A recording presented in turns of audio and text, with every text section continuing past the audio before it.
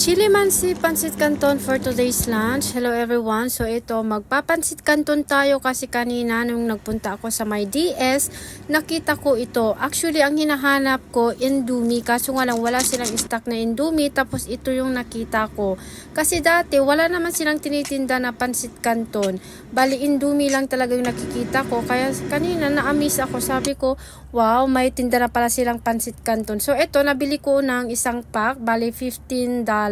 At syempre, i-level up natin itong pansit canton natin. Lalagyan natin ito ng konting gulay at saka boiled egg. Para naman hindi plain na pansit noodles lang yung ating kakainin. Lagyan pa rin natin ito ng konting gulay at konting sahog. Nasa inyo na po yun kung ano po yung gusto nyo pong ilagay dito sa pansit canton. Ang bala ko sanang kainin ngayon, magkakanin ako. Kaso nga lang, iniisip ko, magluluto na naman ako ng ulam. Kaya nagbago yung aking isip. At saktong-sakto naman, may tinapay pa kami, yung loaf bread, kaya naisip ko yung pansit canton ipapalaman dito sa tinapay. Nakakamiss din kasi ito kasi noon ginagawa ko ito kapag may pansit kami sa bahay tapos sakto naman na may pandesal.